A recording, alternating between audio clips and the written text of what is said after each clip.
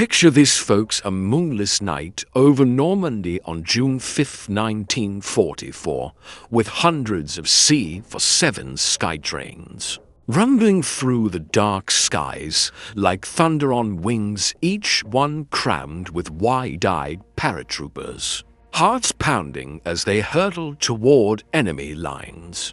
But what started as a meticulously planned midnight drop to seize key bridges and roads behind the beaches turned into a whirlwind of chaos, with men scattering like leaves in a storm, landing miles off target, some drowning in flooded fields, others fighting alone against bewildered Germans. And oh, the stories of bravery amid that mess. That'll make your hair stand on end, if that hooks you as much as it does me every time I think back on it. Smash that subscribe button right now to catch more of these gripping WWII tales. Give this video a thumbs up to honor those heroes and share it with your history buff friends. Let's keep their memories flying high together. Now settle in, because to really grasp the hidden secrets of that fateful midnight drop gone wrong, we've got to wind the clock back a bit to the grand scheme of D-Day, the largest amphibious invasion in history, codenamed Operation Overlord, where General Dwight D. Eisenhower commanded over 150,000 Allied troops, storming 5 beaches on Normandy's coast. But the paratroopers were the tip of the spear, jumping into the unknown hours before the landing craft hit the sand, their mission critical to disrupt German reinforcements and secure the flanks. In my years digging through dusty archives and chatting with veterans at reunions, I've come across declassified SHAEF documents from the Supreme Headquarters Allied Expeditionary Force that laid all out. The airborne assault involved the American 82nd and 101st Airborne Divisions plus the British 6th Airborne, totaling about 24,000 men dropped from roughly 1,200 aircraft, mostly those reliable old C-47s nicknamed Goony birds by the pilots, who loved them despite their quirks.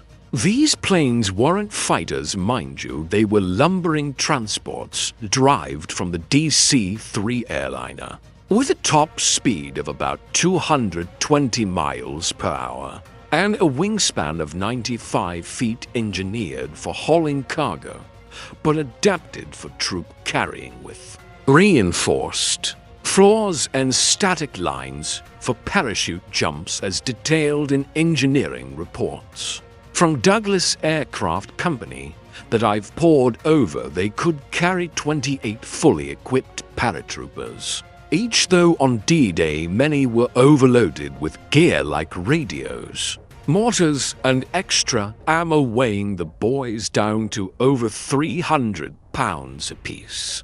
The plan was elegant on paper. Pathfinders from each division would drop first around 12:30 a.m. to set up Eureka beacons and colored lights guiding the main force to precise drop zones behind Utah and Omaha beaches for the Americans and east of the Orne River for the Brits.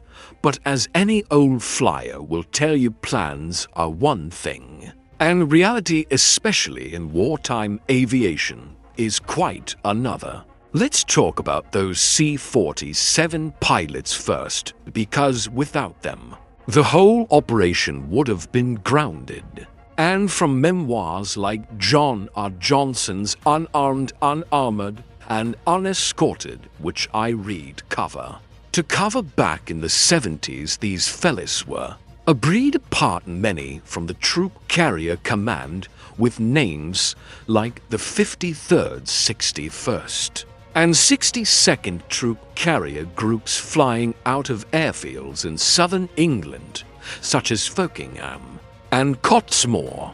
Take Russell Chandler, for instance, a young lieutenant with the 439th Troop Carrier Group, whose interview in HistoryNet magazine paints a vivid picture. He recalls taxiing out information. Under blackout conditions, engines roaring as they lifted.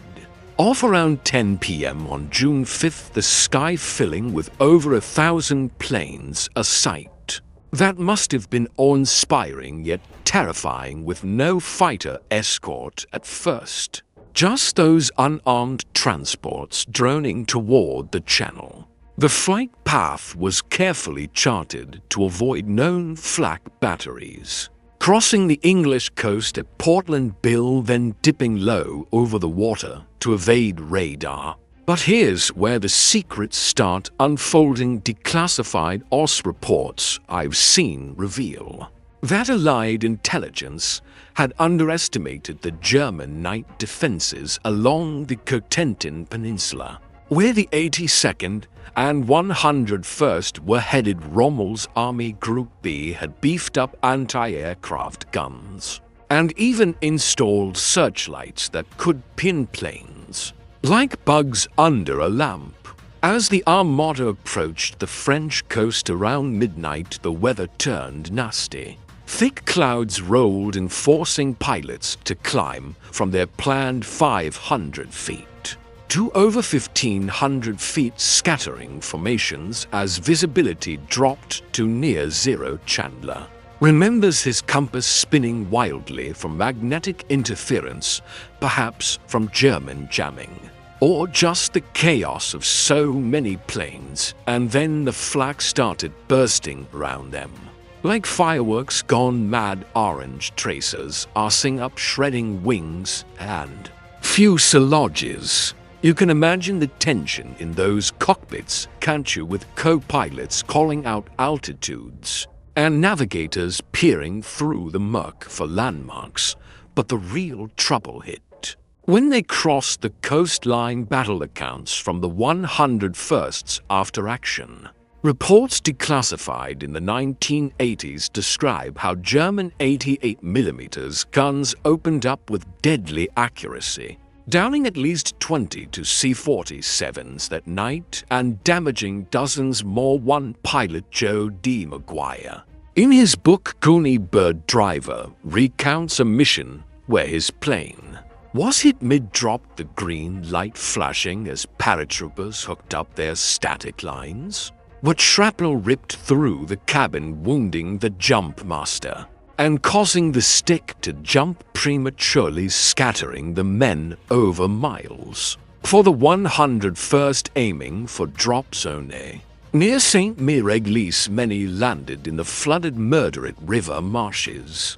Rommel had deliberately inundated the lowlands as a defense measure, and weighted down by gear, scores of troopers drowned in water. Just a few feet deep, a tragic secret buried in veteran testimonies like that of Private Ken Russell, who splashed down tangled in his chute, fighting for air as he watched comrades sink silently.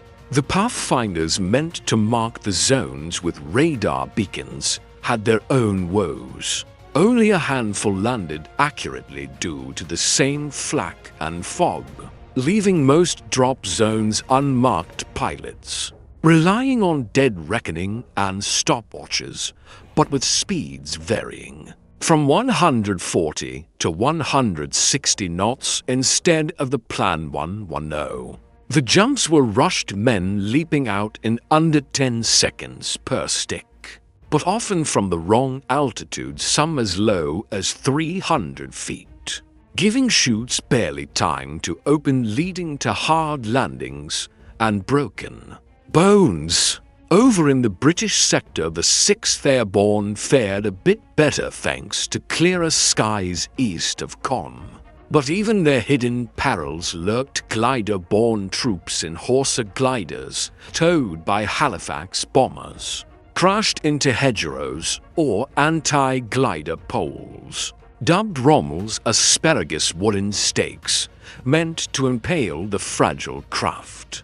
As noted in engineering analyses of captured German defenses, One lesser-known fact from pilot memoirs, like those of squadron leader Lawrence Wright, is how dummy paratroopers called Ruperts were dropped by RAF Sterlings to confuse the Germans.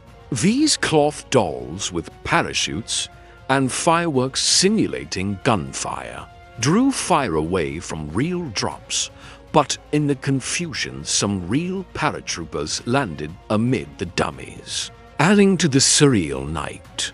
Back with the Americans, the 82nd targeted drop Zono near St. Mere-Église, but ended up scattered across 25 square miles. Some troopers, like Lieutenant Richard Winters, of Easy Company fame from Band of Brothers fame, jumped right on target. But many fought in ad hoc groups, taking objectives through sheer grit, a secret strength in the chaos. As the dispersion actually bewildered the Germans, who reported paratroopers everywhere delaying their response. From declassified ultra-intercepts, we know Hitler slept through the initial reports, and Rommel was away in Germany for his wife's birthday, leaving local commanders. Like General Wilhelm Fali's scrambling, Fali himself was ambushed and killed by paratroopers from the 505th Regiment near his headquarters, a lucky break that disrupted command. As the night war on the drops continued in waves, with resupply missions following, but many gliders carrying jeeps and anti-tank guns crash-landed. One infamous incident involved the 325th Glider Infantry, where Horsa gliders snapped tow ropes mid-channel, ditching in the water with heavy losses. Pilot accounts describe the eerie glow of Pathfinder lights flickering through clouds, but often misleading due to German decoys or misplaced beacons. In Russell Chandler's recollection, his C-47 took a hit over the drop zone, the engines sputtering as he banked away, barely making it back across the channel, nursing the plane on one motor. A testament to the Douglas design's ruggedness as praised in engineering reports from the Army Air Forces. As the first rays of dawn crept over Normandy on June 6, 1944, the paratroopers scattered like dandelion seeds across the dark fields, and hedgerows began to feel the weight of their mission in a whole new way, because, folks, the midnight drop was just the opening act of a drama where every second could mean victory or catastrophe for the entire D-Day invasion. Those brave souls from the 82nd and 101st Airborne Divisions now faced a morning of brutal fighting, with their units fragmented, their radios waterlogged or lost, and German panzer divisions starting to rumble toward the very bridges and roads they were meant to hold. In my years sifting through pilot memoirs and declassified battle reports, I've learned that the chaos of that drop didn't just test their courage, it forged legends through sheer improvisation and grit. And let me tell you, the stories from those early hours are the kind that stick with you like a campfire tale you can't shake off. Take the 101st Easy Company near St. Mere-Église, where Lieutenant Richard Winters, as recounted in Stephen Ambrose's Band of Brothers, landed off target but rallied a ragtag group of paratroopers from different units to seize the guns. At Brecourt Manor, a German artillery battery pounding Utah Beach, with just 12 men against 50 Germans, and for 105mm howitzers, Winters used textbook tactics, moving under cover of hedgerows to flank the enemy, lobbing gammon grenades, those homemade bombs stuffed with plastic explosive to knock out the guns. Feat later taught at West Point for its brilliance, but what gets me is How he did it with strangers, men who'd never trained together yet fought like brothers. Because the drop's chaos forced them to adapt or die. From declassified after-action reports held at the National Archives I've read how Winter's group took out the battery in under 2 hours, saving countless lives on the beach below. But that was just one pocket of valor in a morning filled with them. Now picture the scene around the Lafayette Bridge, a narrow causeway over the flooded Murderate River, vital for blocking German counterattacks toward Utah Beach. And here's where the hidden secrets of the drop's fallout really come into focus. The 82nd Airborne was supposed to secure this choke point, but the scattered jumps left only a few dozen men in position, facing a full German regiment with tanks as detailed in battle accounts. From Cornelius Ryan's The Longest Day and veteran interviews archived at the Imperial War Museum. Lieutenant John Dolan of the 505th Parachute Infantry landed in a tree his chute tangled, and spent the night cutting himself free only to join a handful of troopers holding the bridge against waves of Panzer Grenadiers armed with MG-40 to machine guns that could spit 1,200 rounds a minute. Can you imagine the terror of hearing those guns roar? Knowing you're outnumbered with just a Thompson submachine gun and a few clips. Dolan's men used bazookas scrounged from a crushed glider to knock out a lead tank, creating a bottleneck that stopped the German advance. And here's the kicker: declassified ultra intercepts from Bletchley Park show the Germans were so confused by reports of paratroopers popping up everywhere. They held back reserves, thinking they faced a much larger force, a psychological wind born from the drop's very disarray. But it wasn't just luck. Survivor testimonies like that of Private Ken Russell from the 82nd reveal the human cost. He recalls wading through chest-deep marsh water to reach the causeway, his best friend sinking beside him, weighed down by gear. A silent loss that haunted him for decades, yet he fought on, because that bridge meant everything. Let's not forget the pilots circling back through that hellish sky, because their role didn't end with the drop. And in my time poring over C-47 pilot memoirs, like Joe D. Maguire's Goony Bird Driver, I found tales that make your heart race. Many crews flew resupply missions, dropping bundles of ammo, medical kits, and even bicycles meant for paratroopers to race between objectives. But Flak was heavier now, with German gunners zeroing in on the low-flying transports.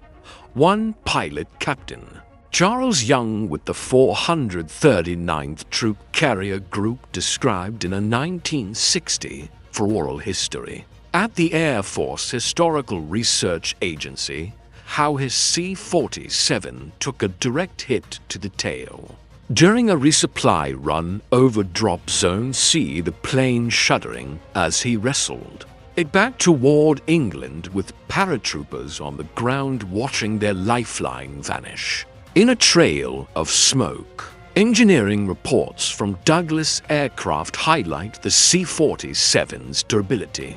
Its airframe built to take punishment, but Young's crew barely made it, landing at Greenham Common with 127 holes in the fuselage, a testament to the risks those flyers took. Some didn't make it back. Declassified casualty lists note at least 35 C-47s lost on D-Day, with 60% of resupplied drops missing their owns due to the same clouds and flak that botched the initial jumps, landing in German hands or sinking into the marshes. Yet those bundles that did reach the paratroopers like the ones dropped to the 506th Parachute Infantry near Carrington, were literal lifelines, enabling small groups to hold out against counterattacks. Until beach forces linked up by midday, the British 6th Airborne had their own battles unfolding east of the Orne River, and their story reveals another layer of hidden secrets about the drop's impact. Their objective was to secure Pegasus Bridge over the Con Canal, a vital link to prevent German armor from flanking the Sword beach landings. And while their drop was less scattered thanks to better weather, their gliders faced unique perils. Pilot memoirs from squadron leader Jim Warwick, archived at the Duxford Aviation Society, recount the nail-biting descent in a Horsa glider, a wooden craft nicknamed the Flying Coffin, for its fragility landing within 50 yards of the bridge at 0016. Ours a precision feat under moonlight, but not without cost. Warwick's glider hit so hard the nose crumpled, knocking him and his co-pilot unconscious. Yet their passengers, Major John Howard's Ox and Buck's light infantry, spilled out and took the bridge in 10 minutes, a textbook coup de main as detailed in battle reports from the British National Archives. But other gliders weren't so lucky. Some smashed into Rommel's Asparagus, those anti-glider poles dotting the fields, splintering on impact, with men like Private Dennis Edwards recalling in his memoir, "The devil's own luck, the horror of crawling from wreckage only to face German sentries." The British also used those clever Rupert dummies dropped by RAF Sterlings to sow confusion. And it worked. German radio intercepts captured by Ultra and declassified in the 1970s show panicked reports of paratroopers landing as far east as La Havre, stretching their defenses thin, a secret tactic that bought precious hours for the Allies. Back on the American side, the scattered paratroopers turned chaos into opportunity in ways that still astonish me after all these years of storytelling. Take the story of Captain Sam Gibbons from the 501st Parachute Infantry, who landed alone in a hedgerow miles from his drop zone, as recounted in his oral history at the National WWII Museum. Armed only with a carbine and a map, he stumbled across a German patrol and talked his way out in broken French, pretending to be a lost local farmer, a bold bluff that saved his life. By dawn, he'd gathered a dozen stragglers from different units and ambushed a German supply convoy, disrupting reinforcements headed for Omaha Beach. A small victory born from the drop's disarray. These ad hoc units were common declassified reports from the 82nd estimate. Nearly 60% of paratroopers landed over 5 miles from their targets. Yet they formed stretch teams using cricket clickers to find each other, the metallic snap-snap, a lifeline in the dark, though some Germans learned to mimic it, leading to deadly traps. As noted in captured Wehrmacht diaries, the psychological edge of this chaos can't be overstated. German Commander General Erich Marx later admitted in a post-war interrogation that the scattered drops created a ghost army effect, making him hesitate to commit his 21st Panzer Division, fully a hesitation that let allied beachheads hold. But let's talk about the human side, because war isn't just strategy, it's flesh and blood and fear. Paratrooper Private Donald Burgett of the 101st wrote in his memoir, "Curry about landing in a tree his chute caught as German machine gunners fired up at him. He cut himself free with his jump knife, landing hard but alive only to spend hours crawling through ditches to find his unit. Can you feel that desperation, the cold mud soaking through his uniform, the crack of bullets overhead? Birgit's story mirrors hundreds of others, where men fought not just Germans, but exhaustion, hunger, and the sinking dread of being alone in enemy territory. Pilot accounts add another layer, like Lieutenant Paul Egan of the 438th Troop Carrier Group, who flew 3 sorties. That night his C-47 dodging searchlights that lit up the sky like a deadly stage show, each run dropping supplies to men he'd never see but knew were counting on him. Egan's logbook, preserved at the Air Force Historical Foundation, notes a near miss. When a flak burst clipped his wing, yet he kept flying a quiet heroism that matched the paratroopers on the ground. The cost kept mounting. By noon on D-Day, the 101st reported 1249 men missing or dead, many from the drop itself, like those who landed in the channel or were shot mid-air their chutes.